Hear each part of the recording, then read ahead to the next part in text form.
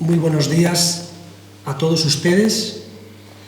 Muchas gracias por tomarse la molestia de venir a estar con nosotros en esta conferencia.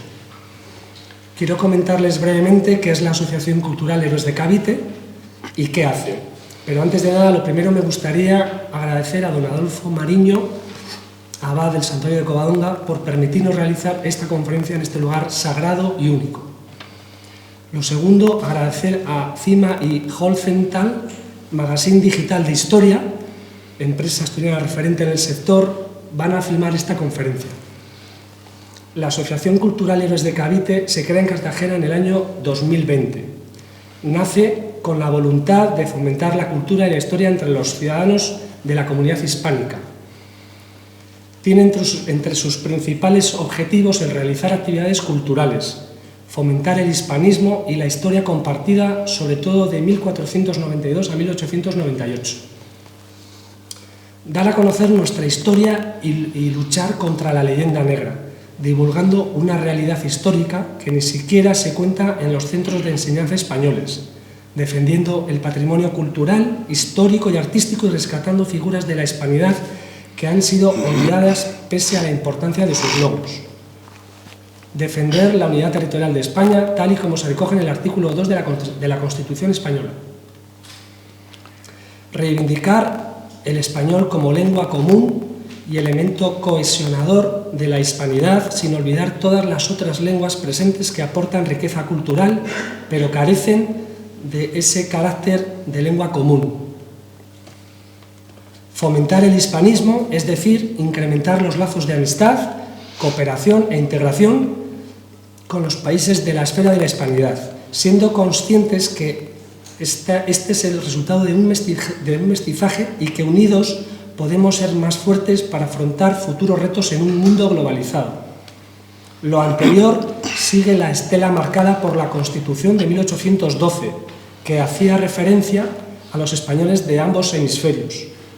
Dentro de los límites marcados por todo lo anterior, la asociación mantiene una estricta neutralidad política. Las ideas de sus socios, tanto políticas como religiosas, son individuales. Me gustaría destacar y agradecer a dos empresas que han colaborado y han ayudado en la realización de la gira de Don Pablo Victoria en Asturias. Por un lado, el Gran Hotel España de Oviedo y su personal situado en el centro de Oviedo, en la calle Jovellanos 2. Y por otro lado, a los hermanos del Coto, Manuel y David, empresarios hosteleros del Principado, dueños de diferentes locales como la Sala Bola-Habana y el restaurante Florita, entre otros, y su personal en Oviedo también. Y lo más importante, que es por lo que estamos hoy aquí, dar las gracias a don Pablo Victoria. Es colombiano de nacimiento y de nacionalidad española. Tiene un doctorado en Economía en estudios en Estados Unidos y otro en Filosofía en España. Ha sido catedrático universitario, senador y parlamentario del Congreso de Colombia y precandidato a la presidencia de ese país por el Partido Conservador. Es autor de más de 20 libros, entre ellos El terror bolivariano, España contraataca, La nueva Granada contra España, La sociedad postliberal y sus amigos, El tercer conquistador, Yo acuso, Memoria de un golpe, Macroeconomía analítica, Foundation of Economic Development y el éxito editorial de El día que España derrotó a Inglaterra. Ha sido profesor de Economía en distintas universidades colombianas y conferencista internacional en áreas de Economía, Política e Historia. Condecorado con la medalla Cherry Solano de Inteligencia Militar por el Ejército de Colombia y por la Academia Bolivariana de Historia. Ha obtenido la mención de honor del Congreso de la República, es miembro de la Academia Bolivariana de Historia y de la Sociedad Colombiana de Economistas. Es caballero de la Orden del Santo Sepulcro de Jerusalén, capítulo noble de Castilla, Gran Cruz de la Hermandad Monárquica de España y miembro de la Real Academia Hispanoamericana de Ciencias, Artes y Letras de Cádiz. Para acabar, me gustaría decir que es responsable y directo de que en España hoy día conozcamos la vida de don Blas de Lezo. Él es el auténtico responsable de este hecho. Y don Pablo, es un auténtico honor que le tengamos aquí en Covadonga. Muchas gracias, José María. Encantado de estar aquí.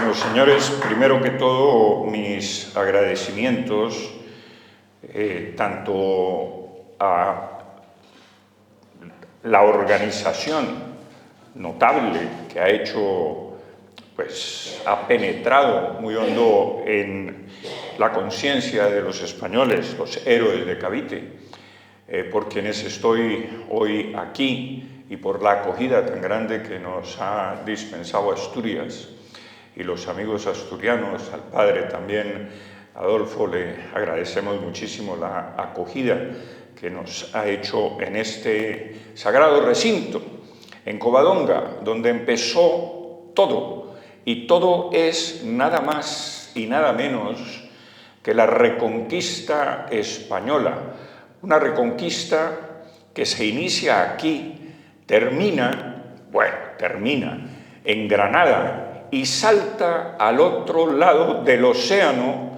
conquistando las inmensas tierras de América, un continente gigantesco, pero una obra en ese continente quizás más grande que el continente, si uno se sienta a considerar la extensión, las dificultades territoriales, las altas montañas, monstruos que se alzan realmente desde la Patagonia y que forman un nudo en el sur de Colombia y se divide en tres cordilleras enormes. Cualquiera podría, mirando esa abrupta geografía, entender lo que fue la gesta española, que no tiene paralelo ni igual en el planeta Tierra. Pero hablando de conquista, he hecho algunas reflexiones sobre ese particular y he pensado que la enorme diferencia de la conquista musulmana a España y la conquista de España a América, pues tiene unas diferencias enormes. Y una de las principales es que los musulmanes llegaron a España para conquistar y para ser los amos territoriales de este lugar del mundo, sin transmitir ni la genética ni la lengua, distinta a algunas palabras que el castellano ha adoptado, como almohada, alféizar, en fin, algunas palabras que se han filtrado dentro de la lengua española. Pero no mucho más. Y me da la razón, inclusive, los estudios europeos que se han hecho sobre el DNA de toda Europa prácticamente, y constata que esa herencia genética de los españoles proviene casi que exclusivamente del norte de Europa y no tiene, digamos, ninguna raigambre, ningún antecedente en lo árabe, musulmán o quizás judío. De manera que ahí hay una diferencia importante y una diferencia que marca la lengua, porque aquí no se habló árabe propiamente dicho, ni se transmitió esa lengua de estos conquistadores. En cambio, en América se transmitió la lengua española de manera natural. Se fue acogiendo por todas estas tribus que no se entendían entre sí porque hablaban diversas lenguas, y en pocos kilómetros había otra tribu que no se entendía con aquella, y lo que España encontró en América fueron permanentes guerras civiles entre tribus que buscaban dominar a otras tribus y buscaban esencialmente el poder. Pero esta lengua conquistó no solamente la geografía, que se extendió por toda ella, sino también el alma y la cultura y el pensamiento de los americanos. Es decir, en América hubo un mestizaje, una incorporación genética, una incorporación lingüística a nuestra cultura.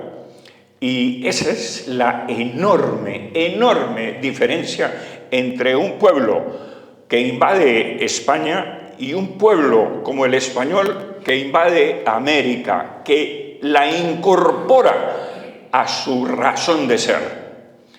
Y esa es una enorme diferencia. Dicho eso, pasamos a ver el contexto imperial de quiénes somos los españoles. Y cuando digo quiénes somos, me incorporo porque sabrán ustedes, y les quiero comentar la anécdota que alguna vez que me presentaron al rey de España, me dijeron, mire, le presento un senador colombiano, y me dijo, ah, usted es senador. Le dije, no. Me dijo, ah, usted es colombiano. Le digo, no, majestad, en realidad soy español, pero hacía 300 años que no venía por aquí. Entonces, bueno, se rió mucho el rey, pero es eso, somos todos, venimos del mismo tronco fundamental, cultural, lingüístico. De manera que, miren ustedes cómo se mostraba el imperio español de lo que fue este gran país cuando conquistó media Europa, le transmitió también la religión, porque hasta donde llegaron los tercios españoles se encuentra el catolicismo. Más allá de los tacones de los tercios hay otras religiones, antagónicas ciertamente al catolicismo. Y el imperio español americano. Por supuesto que Brasil está allí sobredimensionado, porque Brasil empieza muy pequeño según el Tratado de Tordesillas. Pero bueno, el imperio era un grande y lustroso imperio en todo el planeta, porque al absorber España a Portugal con todas sus posesiones, pues absorbe todas ellas y se expande por el planeta entero. Bien, la más letal y temida infantería de Europa era la española, y a eso le debemos en el fondo también no solamente la evangelización, sino llevar la cultura, pero algo mucho más importante, porque forma parte de esa cultura, pero en el sentido más amplio, que es que el renacimiento europeo se debe a España, y España se debe a América, porque toda la explotación de minerales, de oro, de plata, etcétera, con la que se irriga el suelo europeo, produce el renacimiento, porque como lo he dicho en alguna otra oportunidad, no hay persona más agradecida que un pintor, que un escultor, que un artista bien pagado, que se pagaba con el oro. El Vaticano es una muestra de que el oro de América llegó hasta allí, hasta la Italia misma, la Italia que había conquistado medio mundo y que ahora era parte del Imperio Español, y que con esa Italia se forja y se forma y nace el Renacimiento después de 1000 años de casi oscuridad. Pues bien, los criollos teníamos un inmenso afecto por España, y lo constata un capitán de la flota británica que nos dice: creo poder aventurarme a decir que ellos, los criollos, son en extremo leales y apasionadamente adictos a la raza española y a la casa de Borbón. Hombre, si hubiera dicho esto 100 años antes, a lo mejor también habíamos sido adictos a los austrias. De manera que, a diferencia de lo que algunas personas y algunos países dan a entender, los españoles de ninguna manera eran un pueblo oscurantista, como nos lo han hecho creer. No se permitía en América, también lo han dicho, las artes, las ciencias, en fin. Pero veremos que todos estos son fábulas para tejer una leyenda negra que nos ha separado desde hace 200 años. En fin, miremos datos concretos. En 1500 se hace el primer mapa del Nuevo Mundo por Juan de la Cosa. En 1517 las primeras geografías de América por Martín de Enciso. En 1524 las primeras escuelas para indios. Y si los indios tienen grafías en sus lenguas, es porque España les inventó la gramática y las grafías para preservar muchas de sus lenguas. Otras desaparecieron simplemente porque los indios preferían hablar el español porque era una lengua común, se hizo común y no se impuso nunca la lengua española. En 1536 surgen las primeras imprentas, libros, cartografías, diccionarios de lenguas aborígenes. Y la imprenta Zumárraga, por ejemplo, que la lleva 102 años antes que los ingleses en 1638. Y en 1541 el primer periódico sale a la luz en Nueva España y se llamaba Hoja de México.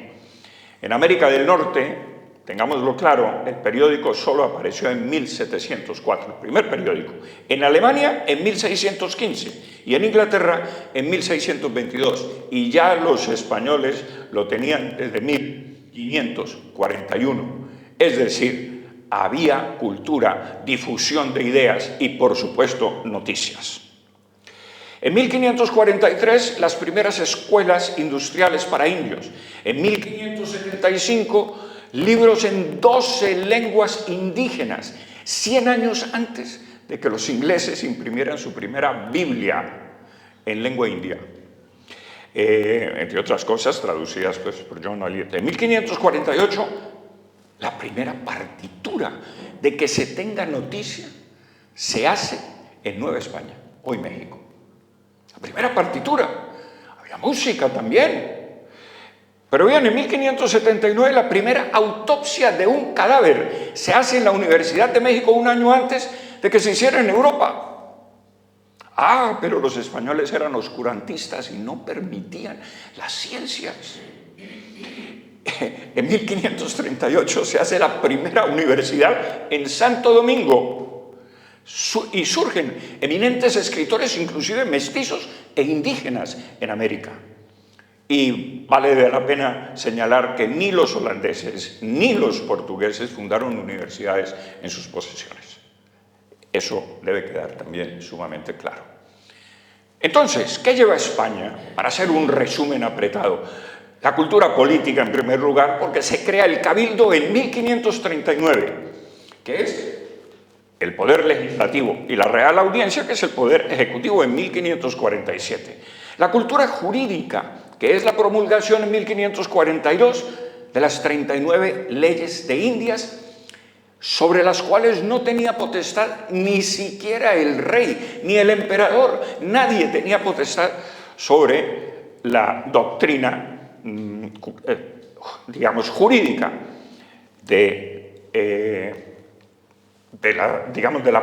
sobre la promulgación de las leyes de Indias. La cultura religiosa, con la construcción de catedrales, la primera en 1548, que consolida ese legado y ese asentamiento de la fe católica en América. La cultura del descanso, por real orden de Carlos I, de guardar los sábados y domingos, que desaparece, señores, con las independencias de América. Esa cultura del descanso de 8 horas diarias de trabajo desaparece con las repúblicas. Y se comienza a trabajar también los sábados y se comienza a trabajar 12 horas y los niños también comienzan a trabajar, sobre todo indígenas. La cultura del aprendizaje, las primeras escuelas construidas en 1554. Pero la cultura de la caridad también y de la solidaridad, porque este pueblo que ustedes transitan todos los días y con el cual intercambian pues lengua y cultura, es un pueblo muy solidario, el español, vale decir. Muy bien. Y se fundan las primeras casas para huérfanos. ¿Y quién en las otras religiones tienen casas para huérfanos? ¿Quién hace esa caridad si no es la Iglesia Católica? En fin, la cultura misionera, la primera cátedra de filosofía y teología en 1571 cimentó esa labor misionera. La cultura científica de la primera universidad, como ya lo dije, y en Santa Fe en 1580 y en 1653. En fin, la expedición botánica que finalmente se salva de la guerra de independencia en la Nueva Granada y se trae a España, ordenada traerla aquí por don Pablo Morillo, el pacificador de Venezuela y de la Nueva Granada.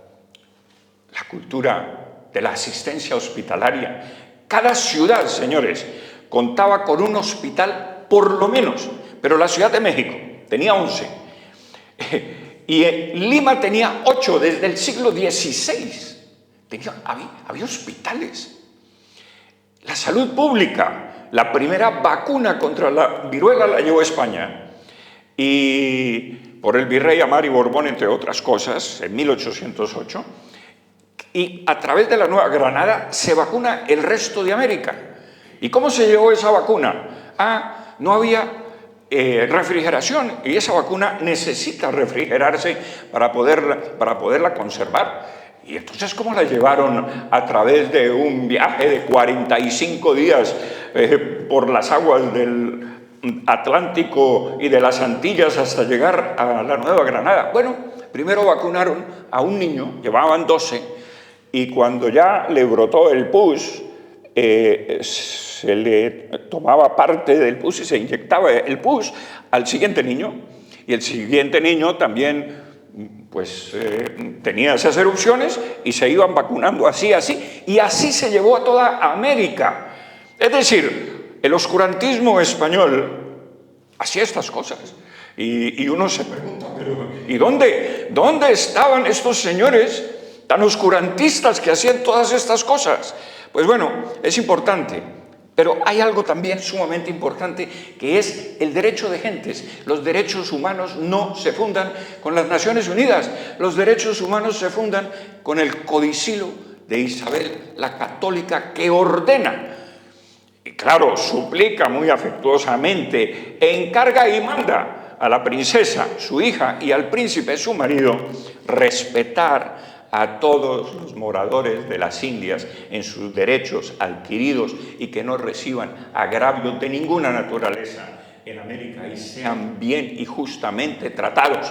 Bueno, eso era porque, entre otras cosas, había una regulación que permitía que solo el 20% de una tribu pudiera prestar mano de obra a las haciendas de los criollos o de los españoles en América. Solo el 20%, con lo cual se mantenían los salarios altos por la escasez justamente de la mano de obra y por la protección que se le daba a los indígenas. Pero cuando llega la República, señores, el primer decreto en la Nueva Granada de la República es decir, como ya todos somos iguales, aquí no puede haber privilegios, entonces le quitamos ese privilegio a los indios y el privilegio de sus resguardos y vamos a rematar sus tierras.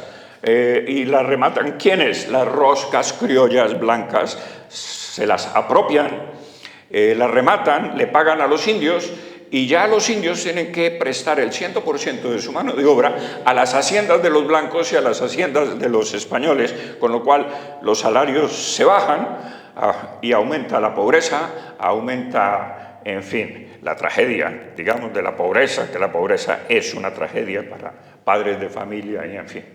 O sea, vino la expropiación, por así decirlo, jurídicamente hablando, con un decreto interesante de la República. En fin, pero hay que preguntarse, ¿y qué facultaba? ¿O quién facultaba? ¿O qué cosas facultaban a España para conquistar América? Fíjense ustedes, porque los musulmanes no buscaron fuentes jurídicas o de autoridad para invadir a España, pero España buscó fuentes de autoridad para invadir América. Además, no fueron los primeros invasores, que los primeros invasores de América fueron los indígenas. Esos estaban allí y esos invadieron y pasaron por el estrecho de Bering. Esos son los primeros invasores de América. Los segundos son los españoles. ¿Pero qué tres fuentes? Pues por derecho romano, porque el descubrimiento y ocupación era título suficiente para invadir esas tierras o para asentarse más bien en esas tierras. Por derecho medieval, porque los indios carecían de personalidad jurídica. Ellos no tenían esencialmente leyes, ellos estaban sujetos al cacique de la tribu que era dueño de absolutamente todo, de vidas y haciendas, porque eran esencialmente, su modus vivendi y de trabajo era esencialmente comunista. Ellos no tenían propiedad. El propietario de todo era el cacique, además a quien no se le podía mirar de frente, sino que había que mirarlo de espaldas arrodillado, porque no se le podía mirar la cara al cacique. Bueno, muy bien. Y por derecho pontificio, porque el Papa era la suprema jurisdicción internacional, y el Papa le otorgó a España el derecho de conquista, siempre y cuando los españoles evangelizaran a los indios. Entre otras cosas, porque el propio Francisco de Vitoria dijo que no solamente los mares eran libres para transitarlos, sino que los indios tenían el derecho a ser evangelizados o a querer serlo, y los españoles a evangelizar. O sea, el derecho era de ambos, uno de obtener la evangelización y el otro a darla.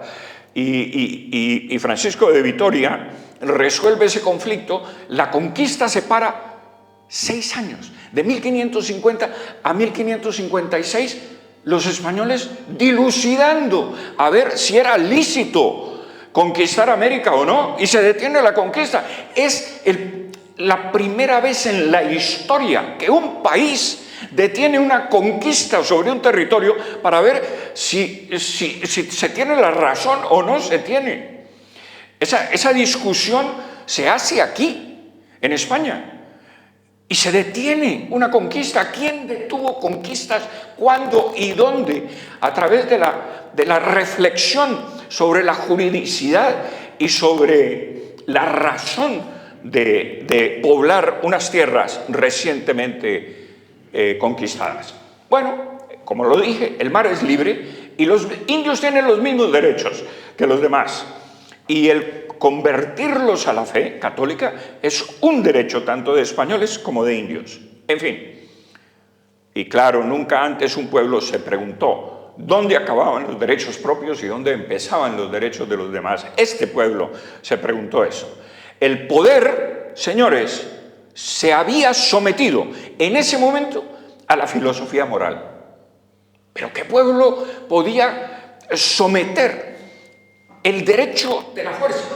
O la fuerza del derecho, más bien, el derecho de la fuerza a la fuerza del derecho. Sometido.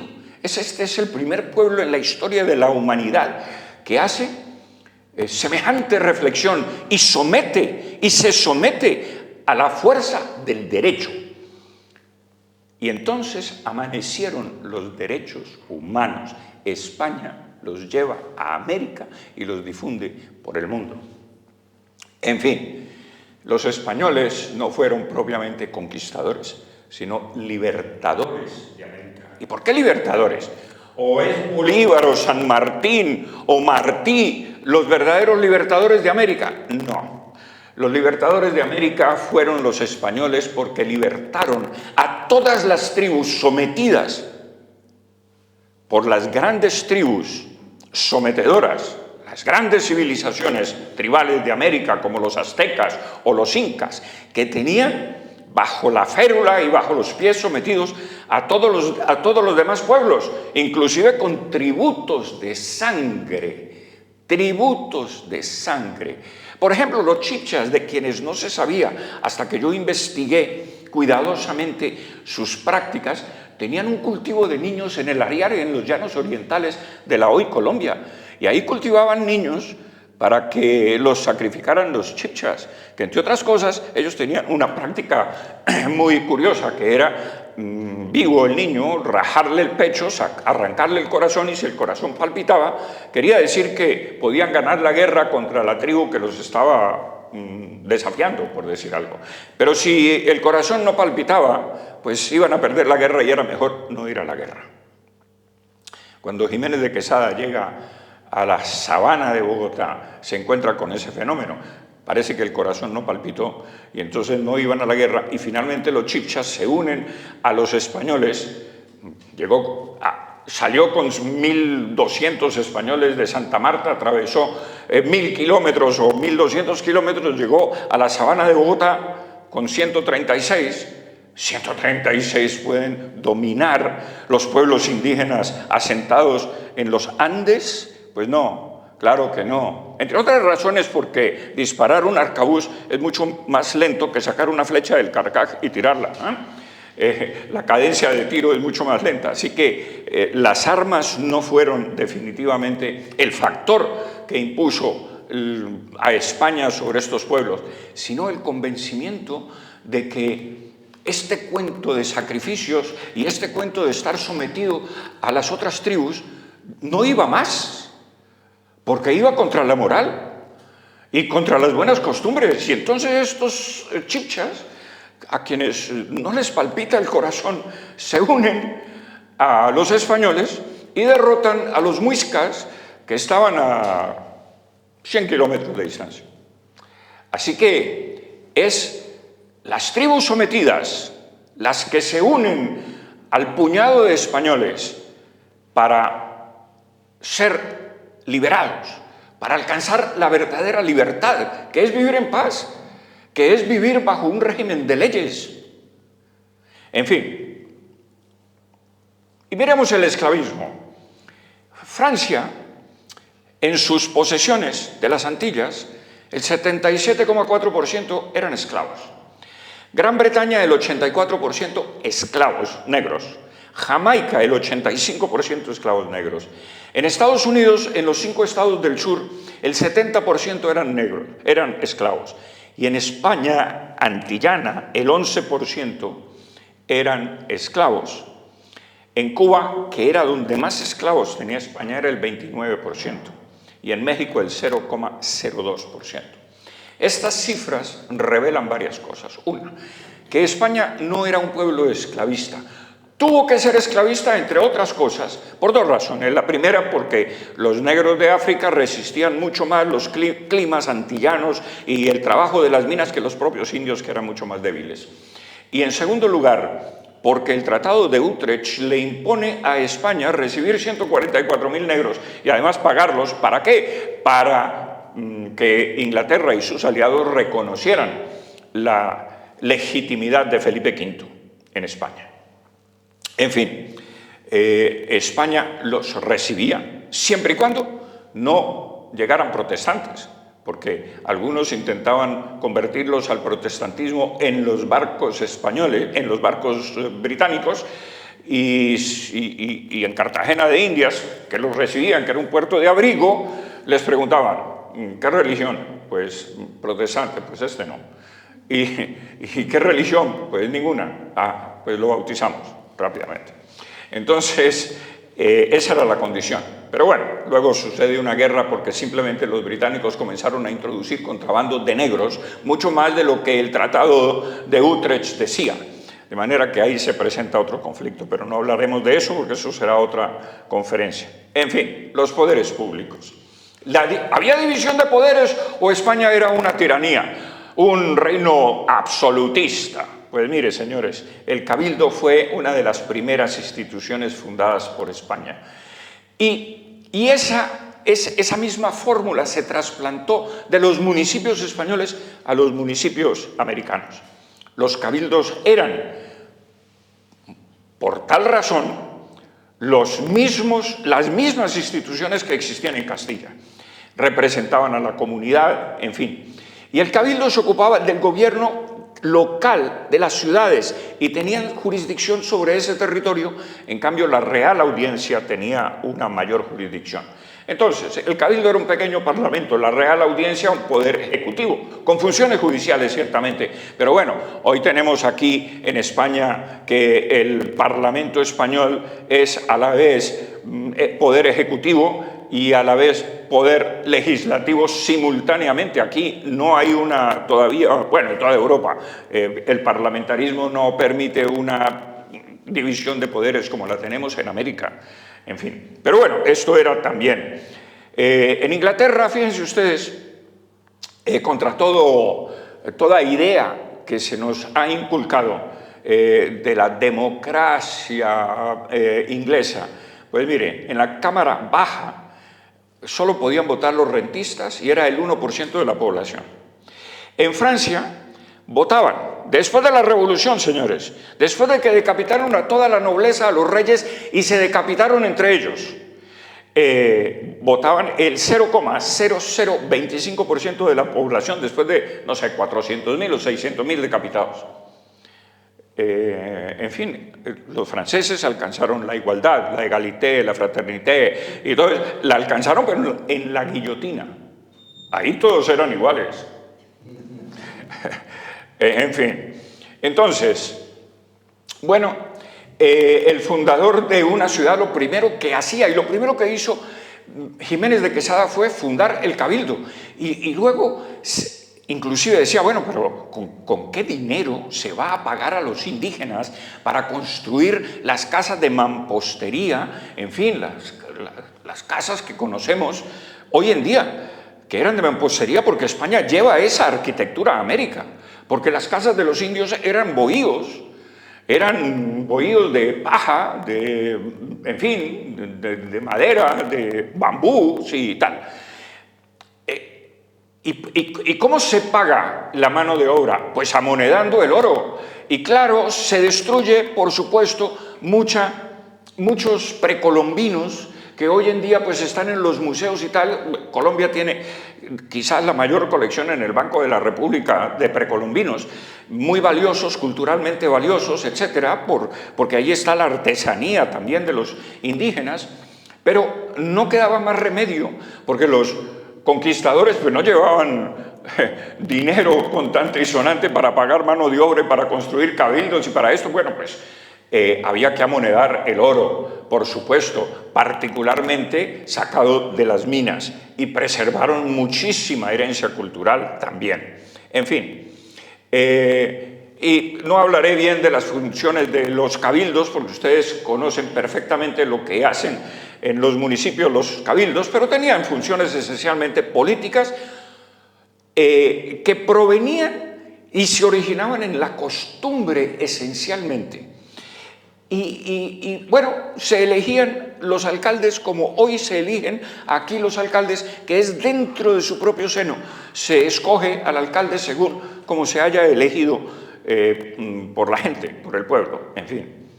Pero hay algo también importante, que es una forma de cooptar, porque se cooptaba por la gente más valiosa de una población, la gente que conocía el poblado, la gente que estaba interesada en hacer progresar el poblado. Pues bueno, pues ese era un candidato a la alcaldía o un candidato para reemplazar a cualquier otro concejal cuyo espacio de tiempo había caducado. Y entonces pues era una especie de cooptación, que no era un mal sistema. Y tampoco era trabiliario. Hombre, claro que por supuesto también existían palancas y cosas y quién conocía a quién, pero también eso existe hoy, ¿o no? Claro, por supuesto. En fin, los alcaldes era el brazo ejecutivo, pero también tenían labores judiciales. Pero también en esas labores judiciales, miren ustedes, los alcaldes decidían sobre los juicios, sobre los pleitos, ¿no? Pero había abogados de defensa, abogados, en fin, como una especie de fiscalía también, y un procurador que miraba que no se fuera a violar la ley, por supuesto. Y bueno, se decidía judicialmente. Y había apelación, y se apelaba a la Real Audiencia. Primero también se suplicaba, si se perdía el juicio, a la misma alcaldía, y si se volvía a perder, pues se suplicaba o se llevaba de alzada a la Real Audiencia, y si se perdía en la Real Audiencia, pues se suplicaba, y si se perdía en la súplica, pues se llevaba al Consejo de Indias, se apelaba al Consejo de Indias y venía el pleito aquí a España, a Sevilla. Y si se perdía en Sevilla, quedaba el rey, se le suplicaba al rey. Mire, la injusticia está en cadena contra mí. Su Majestad, mire lo que yo he alegado, le suplico clemencia. Y ya el rey decidía. O sea que el sistema de apelación era como el de hoy e inclusive más garantista, porque los juicios duraban menos tiempo. Mire, el juicio contra el virrey Solís en 1759 aproximadamente, acusado de cometer todo tipo de delitos contra el erario, y con un expediente de 20.000 folios, el mayor expediente de tiempos coloniales, y digo coloniales porque colonia es poblamiento, es poblar un sitio. No lo digo en el mismo sentido inglés, que es factoría, esencialmente. Una factoría no, es el poblamiento. Esa es la colonia, ese es el verdadero significado de la colonia, porque viene del latín colonus, que es poblador. Es que es así. En fin, y ese juicio, miren ustedes, de Santa Fe de Bogotá va a Cartagena de Indias, que dura como un mes el viaje. En ese tiempo, 1759, es que son 1.200 kilómetros atravesando montañas y cosas, en fin, un mes. Y de Cartagena de Indias a Cádiz, pues otro mes.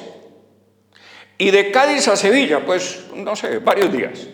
Bueno, pues ese juicio de 20.000 folios, 20.000 señores, contra él, en Sevilla lo absuelven. Y llega la absolución, y todo esto dura 2 años. Cuando hoy, en la España de hoy, un juicio dura 10 años sin ningún problema. Y 20 también, que conocemos. En fin. Entonces, bueno, ya dijimos que la Real Audiencia era el poder ejecutivo. Pero miren el orden de las sentencias. La ley, primero que todo. La doctrina. Tercero, las costumbres.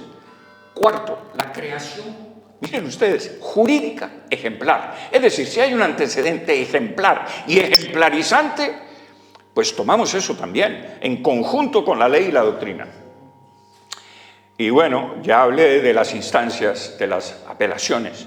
Pero esto es muy importante porque nos aterriza también sobre otra cosa y otro problema muy complicado, muy difícil de discernir, que es la Constitución de 1812. Porque se inserta en el cuerpo jurídico de la nación un extraño ser jurídico, extraño, porque España no necesitaba ninguna constitución. Es un cuerpo extraño, casi como un tumor, muy raro, porque ese cuerpo extraño produce guerras civiles, produce la caída del rey, produce el alzamiento de Riego y Quiroga, y produce todo tipo de males por 100 años adicionales, y creo que hasta la fecha. España no tenía ese cuerpo doctrinario, sino estas tradiciones, como las tiene hoy Inglaterra. Inglaterra no tiene constitución y tampoco la necesita. Miren ustedes, porque estos países se regían por esas tradiciones fundamentales. Y cuando uno rompe la tradición sin construir sobre ella, sino introduciendo otro cuerpo totalmente ajeno a esas costumbres de raigambre acendrada, se produce el conflicto. Hay un conflicto, y ese conflicto nos dura. Infortunadamente, bueno, un antepasado de mi mujer y de mi cuñada, don Joaquín de Mosquera y Figueroa, fue el signatario de la Constitución de 1812, nacido en Popayán, Colombia, que es, para mí, la prueba máxima que hay que mostrar de que los españoles no discriminaban a los criollos, porque aquí lo eligieron las Cortes españolas, las Supremas de Sevilla, refugiadas en Cádiz por la invasión napoleónica. Este señor llega como comisionado de América, nacido en la Nueva Granada, en el sur de Colombia, en Popayán, y aquí lo eligen presidente de la tercera regencia en ausencia de don Fernando VII, y él sanciona la Constitución de 1812, y es uno de los pocos que se salvó de ser fusilado por el rey después por traiciones y por, en fin, todo tipo de cosas. Y todo lo contrario lo condecoran con la Orden de Isabel la Católica. Entonces es un personaje que hay que mostrar para demostrar al mismo tiempo que España no discriminaba a los criollos en los altos cargos públicos. En fin, vemos que justamente con todas estas revoluciones que suceden en Francia y en los Estados Unidos surge la ambición, el deseo de tener otro tipo de Estado que no era el mismo, con una participación política distinta. En fin, pero que surge solamente para las personas que tienen patrimonio.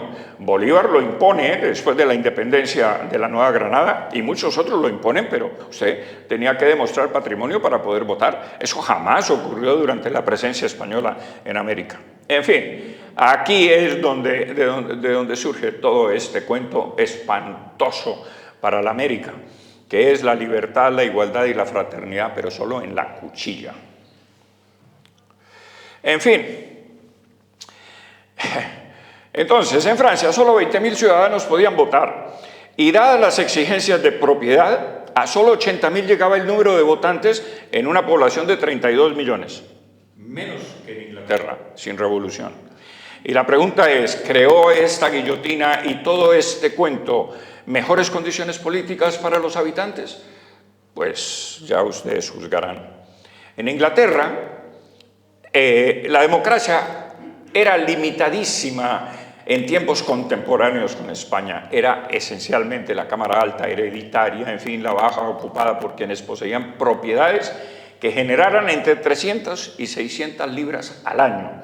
Y de 15 millones de habitantes, solo podían ejercer el derecho al voto 150.000 personas, el 1% de la población. Entonces no nos engañemos con el cuento de la democracia británica, que era ciertamente muy limitada, tan limitada quizás como la griega en tiempos de la Grecia antigua. En fin. Pero, ¿qué proyecta Bolívar en esa democracia idílica en América? Bueno, pues un presidente vitalicio con derecho a dejar un sucesor. Esto, o sea, esa es la libertad. O sea, ponerse él como rey, inclusive, ¿no? Había que destronar las monarquías tradicionales, pero yo ahora soy el rey o el dictador, porque finalmente ejerció la dictadura durante toda su vida. Entonces uno se pregunta, pero ¿y entonces cuál era la libertad? El padre de la patria. ¿Cómo que? A ver, el padre de la patria, ¿es que antes no había patria? ¿Antes de él? Porque si uno es padre es porque ha originado una criatura, pero la criatura ya existía, o sea, había patria, en fin. Establece también un senado hereditario, copia de los ingleses. Y, en fin, ahí solo se podían sentar personas, propietarios con bienes inmobiliarios, en fin. O sea, era una exótica libertad la que este señor nos impuso en América. Y digo en América porque es que, a ver, la guerra civil que él propició, la muerte entre hermanos, entre hijos contra padres o padres contra hijos, se origina en Colombia, en Venezuela, en el Ecuador, en Perú, en Bolivia, enormes territorios, por supuesto, de América. Y claro, después de estas contiendas contra España, lo que queda es la ruina, y la ruina tanto de América como de España. España se desangra 15 años en América y entierra toda prácticamente su riqueza. Hombre, ya la había enterrado en Holanda y en los Países Bajos, porque los Países Bajos, una guerra de 80 años, ese fue el Vietnam español, ahí quedó enterrado el oro de América. 80 años de guerra, y la guerra de los 30 años casi simultánea también con la guerra de los 80 años. Este país, es que uno se asombra de que todavía esté poblado, de que casi que no somos habitantes sino sobrevivientes. Después de tanta guerra, en fin, hermano contra hermano, hijos contra padres, y sobre todo la ayuda militar inglesa. Es que los ingleses querían sacarse el clavo con don Bernardo de Galvez, que ayuda a la independencia de los Estados Unidos, porque, señores, también les quiero informar que no fue George Washington el que libertó a los Estados Unidos. George Washington había perdido 6 grandes batallas, el Congreso lo iba a destituir por ser mal general y perder todas las batallas, y Bernardo de Galvez ganó 7 batallas contra los ingleses, los acorraló al norte de la Florida, le pagó a los franceses, le dio $1,5 millones de pesos para que subsistieran y bloquearan a los ejércitos ingleses en Yorktown, y se produce la libertad de los Estados Unidos por el señor Bernardo de Galvez, un español. O sea que España, en la libertad de los Estados Unidos, pone la sangre y pone el dinero para la libertad de los Estados Unidos en 1781. Claro, los ingleses en 1810 se vengan de España. Es toma y daque, ¿no? Entonces, pero miren ustedes, ahí está la ayuda de los ingleses, parte de la ayuda de lo que he podido recolectar a la independencia de América. Independencia que nos cuesta a nosotros. Deudas, pagar deudas del 100% cuando solo recibíamos el 30% de los empréstitos ingleses. ¿Y por qué el 30%? Bueno, porque el 70% se quedaba con los agiotistas, con los intermediarios, con la gente que iba a intrigar en Londres para que nos prestaran dinero y tal. Y Colombia paga la deuda de la independencia. Acaba de pagar la deuda de la independencia en 1976, que es el año que yo regreso de los Estados Unidos, de estudiar en Estados Unidos, y regreso a Colombia. 1976 se acaba de pagar la deuda. Y Venezuela, como que también por ahí, más o menos también la termina de pagar, y otros países por ahí, por los mismos años. Es que duramos 150 años pagando una deuda, o 170 años.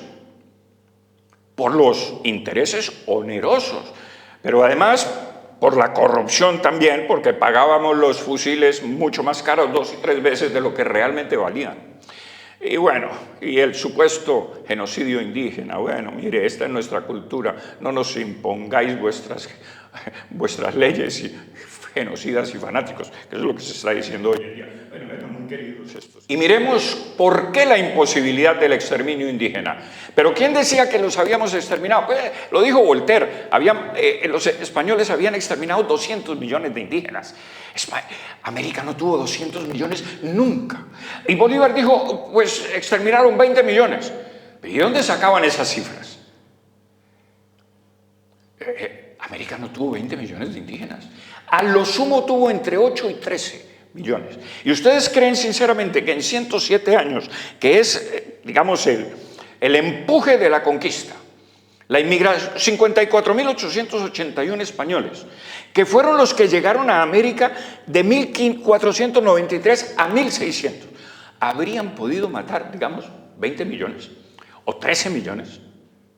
Pues es que habrían tenido que matar 1.095 indios 365 días al año durante 50 años para que eso hubiera sido posible. ¿Cuál es el exterminio indígena? La asimilación, el mestizaje, porque los indios, hombre, hoy en día los Nucac Macuc de las selvas del Amazonas se toman una Coca-Cola y saltan a la civilización, perdón, es que es así. Si comen gusanos de los árboles caídos, que crían unos gusanos ahí y van a cazarlos y los sacan y se los comen. Pues claro, llegan a un poblado y ven un pan o ven un bizcocho, pues evidentemente esa es una civilización superior, y por eso se están acabando los Nucac, porque se visten como nosotros y entran a trabajar en algún poblado. Y entonces, claro, si tú haces un censo de los indígenas, pues hay menos indígenas.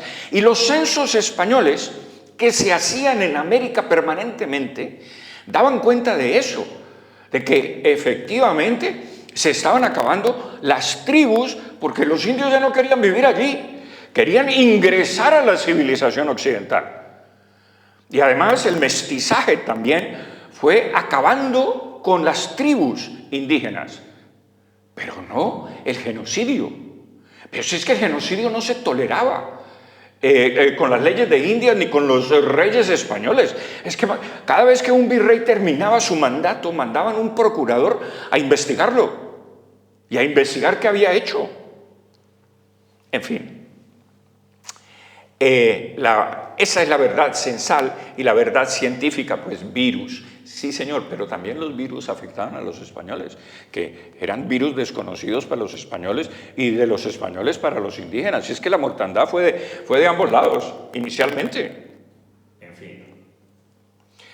Pero, ¿quién fue el verdadero exterminador? Pues este señor. Exterminador de españoles, esencialmente. Y miren ustedes el decreto de exterminio, porque esto es demostrando. El primer decreto de exterminio dice: como esta guerra se dirige en su primer y principal fin a destruir en Venezuela la raza maldita de los españoles europeos, quedan por consiguiente excluidos de ser admitidos en la expedición militar de él, aunque sean patriotas y buenos, no debe quedar ni uno solo vivo. Este es el primer decreto. Este es el verdadero exterminio. Y miren ustedes cómo se premiaba a los soldados y cómo ascendían en la carrera militar los soldados. El soldado que presente 20 cabezas de los españoles será ascendido a alférez, el que presente 30 a teniente, el que 50 a capitán, y así sucesivamente hasta general, ¿no?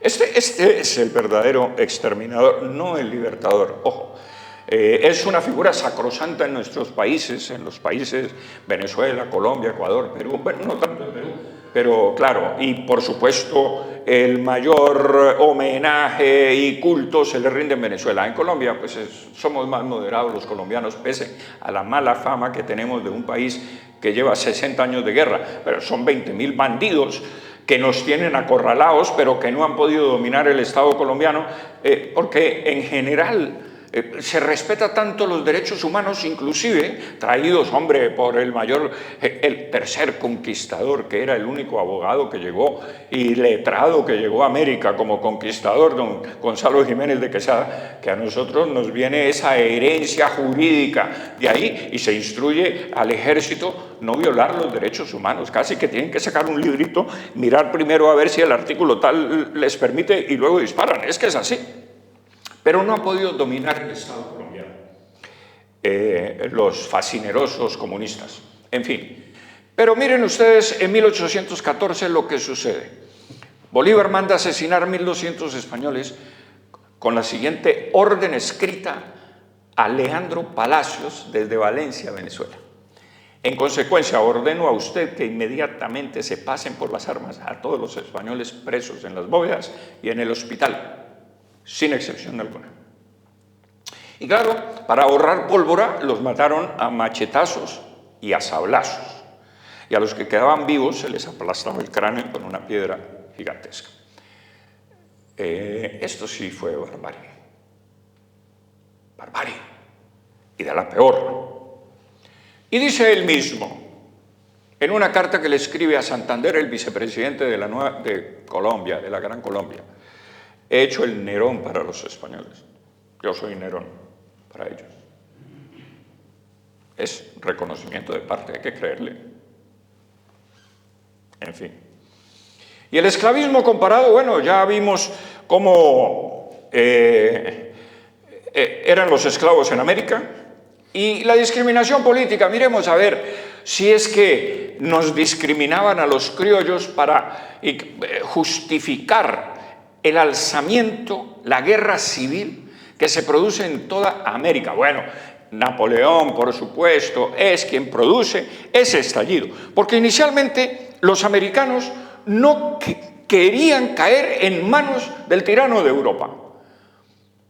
Era la némesis para el Imperio Español y para la vida cotidiana de los americanos, que era mucho más pacífica que en Europa. Humboldt decía que en América podía andar por cualesquiera caminos, que podía andar sin temor a que lo atracaran, que no, eso no sucedía en Europa ni en los caminos europeos. América era mucho más pacífica. Mire, España nunca tuvo más de 20.000 hombres regados por toda América, de militares, quiero decir, de 20.000 soldados, nunca, en un territorio absolutamente gigantesco. ¿Y quién mantenía esa paz y esa tranquilidad? La Iglesia Católica. Por eso no necesitaba España mandar tropas a América, porque era la Iglesia, la suprema autoridad, la que iba y lo llamaba al infractor: venga, usted ha cometido... el padre de Bolívar, es reconvenido por el obispo de Caracas, por mujeriego, por sinvergüenza y por mandar a los maridos a hacer labores a otras partes para quedarse con sus mujeres o intentar violarlas. Es el padre de Bolívar. Y es la iglesia la que interviene. Y dice no más. Se acabó el cuento. Esa era la paz de América, la paz católica. Y por eso España nunca necesitó más de 20.000 hombres, regados por todo el continente. O sea que los pelotones eran muy escasos, muy pequeños, realmente, para mantener la paz y la tranquilidad en las ciudades. Títulos nobiliarios. Pues había 401 títulos nobiliarios. Cuba tenía de los más. Tenía condes 48, México 48, el Perú 52. Y marqueses 51, 52 y 65. En fin, 401 títulos. Y otros que no se otorgaron porque pues, no, los ricos no quisieron pagar el impuesto correspondiente. Y entonces, bueno, y don Joaquín, que ya hemos hablado de quién era don Joaquín, y en fin. Entonces, altos cargos ocupados por el marqués del Surco. Era ayo de los infantes incrustado aquí en la corte española. Nicolás Manrique y José Muníver, consejeros de guerra y consejeros de Hacienda. Miguel Núñez, consejero de órdenes. Marqués de Villarrocha, presidente de Panamá. Marqués de Casafuerte, virrey de la Nueva España. Pero si eran criollos. Y nos dicen que los españoles discriminaban. No, ustedes no pueden ascender a cargos públicos. Pero si es que Pedro Corbet era capitán de la flota española. Y a ver, pregúntense ustedes, ¿qué norteamericano, nacido en las 13 colonias norteamericanas, fue comandante de la flota inglesa? A ver.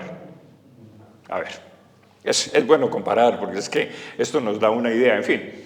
Y las proporciones de los altos cargos eran, en Manila, México y Santo Domingo, el 82% eran criollos, eran españoles y 18% criollos, pero porque eran provincias más vulnerables a los ataques de los piratas.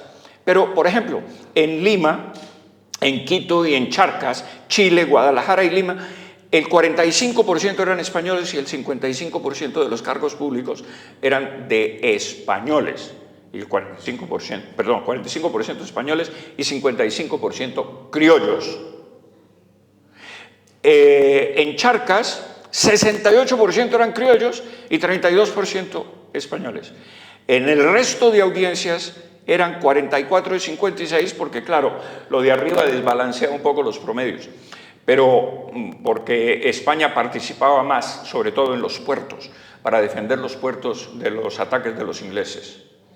Entonces, miren ustedes, en 1789, tiempos de la Revolución de Francia, no había un solo español en el Cabildo de Santa Fe de Bogotá. El Cabildo le pertenecía esencialmente a la rosca, llamamos a la rosca criolla, blanca por supuesto, porque bueno, esos son los revolucionarios. No fueron los indios no se alzaron. Caldas, el sabio Caldas, Sucre, Antonio Nariño, precursores de la independencia, todos eran hijos de españoles. En fin, miremos la riqueza.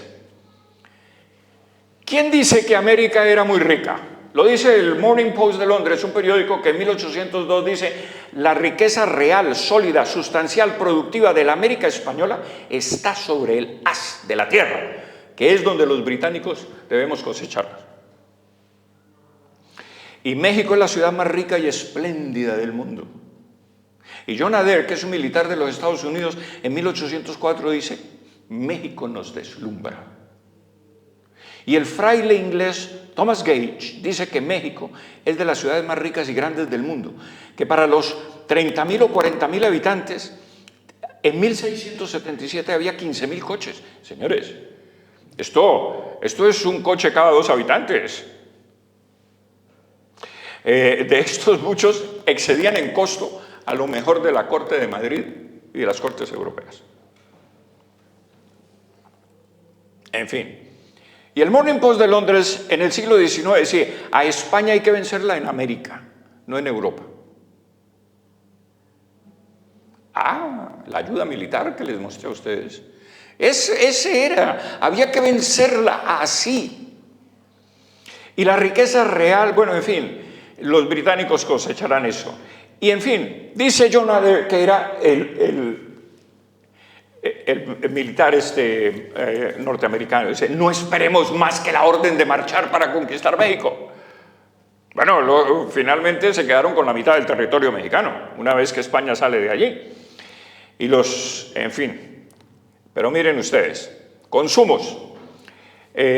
Hombre, las estadísticas eran muy precarias, no estaban tan avanzadas como hoy en día, pero, por ejemplo, en México se consumía en libras 189 libras per cápita al año, en París 163.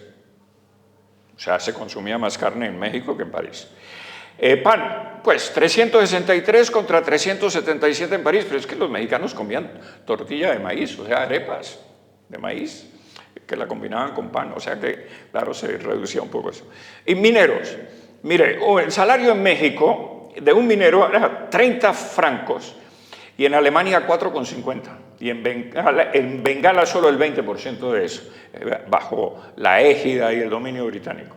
Entonces, si en México ganaba 30 francos al día y en Alemania 4,50, pues miren la proporción de cuánto ganaba un jornalero. Estos son datos de Humboldt, que no nos quería, entre otras cosas, no quería mucho al Imperio Español, Humboldt. Pero bueno, él era un científico y hace su expedición y recorre toda América y va anotando todo lo que ve. Entonces, bueno, hay que creerle. Miren esto, medición del poder de compra de un jornalero en 1800. Miren ustedes a dónde cae. En 1908 a 24 hectolitros después de haber consumido en 1838 hectolitros de maíz. Y kilogramos de harina se consumían 2.300 en 1800 y cae a 525. O sea, ahí está la pobreza del consumo. Y esto es de una fuente, Esquivel Obregón, que es un académico mexicano que se ha puesto a hacer todo esto. Es decir, finalmente la independencia, por ejemplo, en México, la ruina fue tan grave que descendió el producto de la nación y el producto per cápita al 20 o 25% de lo que comenzó a ascender en los Estados Unidos, cuando antes México era, pues, por supuesto, se vivía muchísimo mejor. Pero miren ustedes que circulaba y comenzó a circular en América, que eran monedas de baja ley, después de tener nosotros el real de a8 y las monedas de plata y las morrocotas y los maravedices y en fin todas las monedas españolas que circulaban por el mundo entero y se cambiaban en todos los mercados como hoy el dólar. Y resulta que como se acabó la moneda con las guerras de independencia, entonces comenzó Bolívar a circular huesos de marrano como moneda. Y se obligaba a la gente a entregar la plata que tenía al 75% de su valor, en fin. Y se obliga al clero, por supuesto, a entregar sus joyas para convertirlas en moneda, en fin. Como ya lo dije, los países recibían el 30% del 100% de la deuda inglesa por cuenta de los especuladores y como lo aseguré hace unos minutos, Colombia terminó de pagar su deuda en 1976. ¿Cuál fue el saqueo del Perú? Yo no he investigado, pero creo que esta es una labor que hay que hacer. Hay que mirar a cuánto equivale el saqueo de San Martín y su banda de delincuentes independentistas que le hicieron al Perú, que era el país más rico de Sudamérica, y el segundo, o rivalizaba con México en riqueza. Dicen que 2.000 billones de euros de hoy es lo que se perdió en México. Parece que en la Argentina se perdieron 40 toneladas de oro, las saquearon, se las llevaron. En México, parte de este dinero se lo lleva Lord Cochrane, se lo lleva a Londres, porque Cochrane roba a San Martín, que a su vez le había encomendado meter todo esto en sus barcos y tal, para él luego fugarse también. Pero bueno, se lo lleva y se lo lleva para Londres. Es decir, un ladrón roba a otro ladrón y dicen, tiene 100 años de perdón, ¿no es? Algo así. En fin, Ninguna deuda externa tenía América en tiempos de la presencia española allí. Nunca hubo ninguna emigración masiva hacia el norte como la vemos hoy, cruzando el Río Grande para llegar a los Estados Unidos a trabajar. Esto no ocurrió nunca en Sudamérica, en América, en México, jamás. Esta emigración masiva buscando trabajo. En fin, las conclusiones es que las contiendas, las destrucciones, las pugnas entre nosotros, porque una vez que sacamos a los españoles peninsulares, a la ley peninsular, a todo lo peninsular de América, nos comenzamos a matar entre nosotros. Una profesión que hasta ahora cumplimos a rajatabla. En fin, dictadores de opereta, todos. Colombia no tanto.